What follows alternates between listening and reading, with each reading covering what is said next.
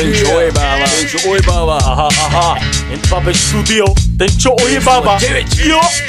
Kto je to? Tomáš.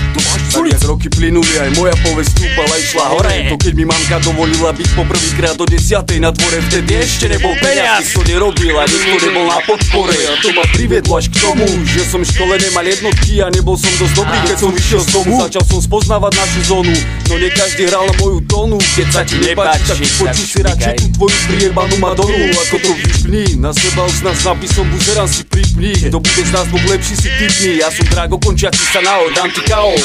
Veľa ľudí z tvojej strany si teraz na nás zvykalo. Veď práva poprvýkrát nedrží mikrofón v ruke. Keď pomôžeš ty mne, tak pomôžem aj ja tuke. Ja idem sa podľa toho, čo mi život ponúka v ponuke. Nesnažím sa to brať na ľahkú váhu. Tak oceníš ty kokot moju snahu. Však sa pozri, už nie som malý a mal v peči, aby si keď chceme nechcieť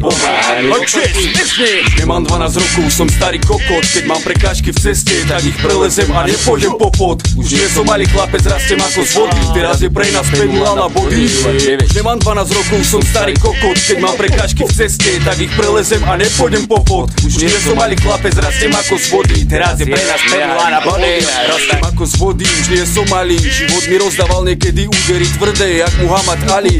Niekedy sa na mňa príliš veľa vecí valí. A to len preto, že sme mladosť neprespali. Žijem cez deň, ale aj v noci. A hoci chodím domov po polnoci, nevždy mám z toho dobrý pocit. Poznám iba slovo mama a nie oci, ale mám to v piči. Bez fotra sa mi asi lepšie žije. Moja mamka ma nebije, radšej budem žiť takto. Jak mať fotrak, ktorý celú výplatu prepije. A to už z pamäti len tak ľahko nesmieš. A preto pamätaj, veď iba raz žiješ. A preto rob to, čo sa nemá, rob to ako rak, všetko naopak. Veď čo sa raz na ulici naučíš, to nezabudneš. Nové skúsenosti nadobudneš, veď viem, pravím ti podľa seba, že žil som takto od malička, nečakal som na modré z neba. Často som si hovoril, tak mi treba, a predsa som tu a robím to, čo ma baví. Ďakujem všetkým, s ktorými udržujem kamarátske vzťahy, ktorými som sa pustil do tejto dráhy. A pamätám Drgo, Apel, Šibo, Zvery, Stieric, samozrejme Daro a môj bratec Martin, Patrik 607 a osobný pozdrav pre brata Araba do väzby.